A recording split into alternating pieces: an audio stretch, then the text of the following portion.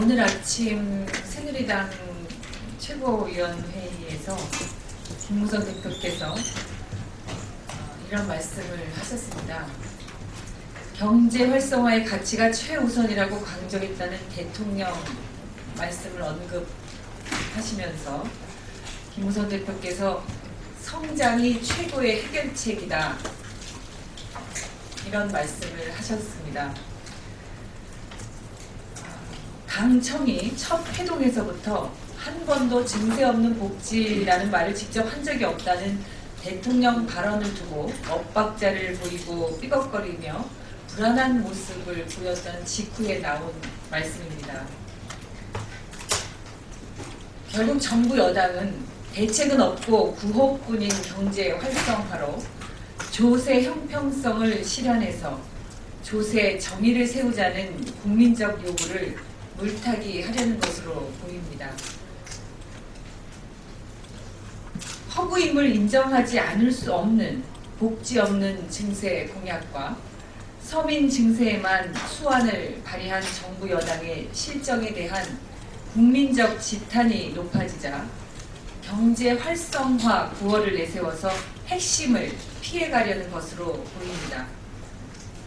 10조 9천억 원에 달하는 사상 최대의 세수 결손이 말해주는 것은 이명박 정부에서 시작돼서 지금 박근혜 정부가 고집하고 있는 부자 감세를 철회해야 한다는 사실입니다.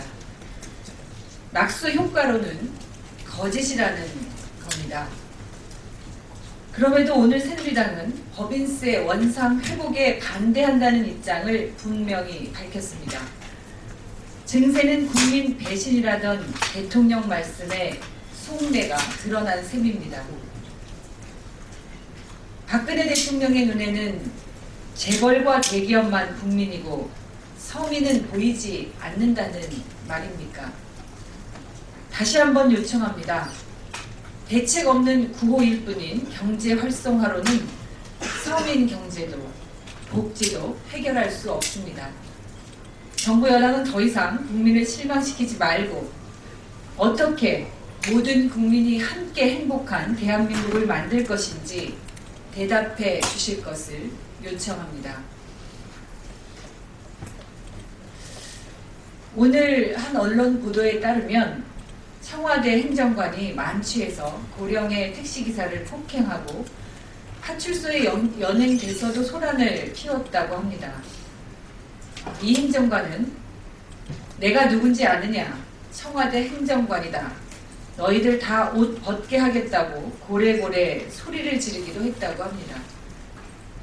공직기강을 바로잡아야 할 청와대 행정관이 자신의 신분을 과시하면서 공무를 집행 중인 경찰관들에게 해고 위협을 한 것은 있을 수 없는 일입니다.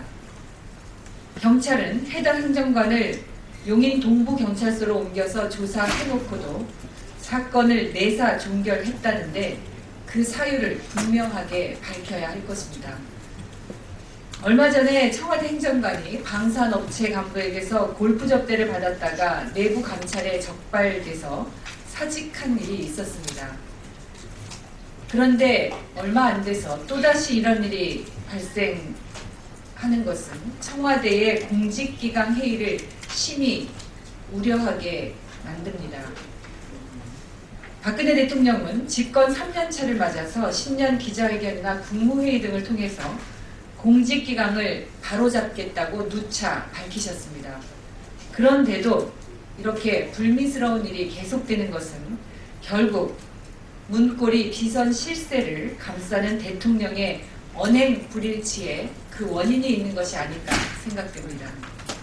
박근혜 대통령께 다시 한번 문고리 핵심 실세들을 쇄신해서 청와대부터 공직기강을 바로 잡아 세워주실 것을 요청드립니다. 이상입니다.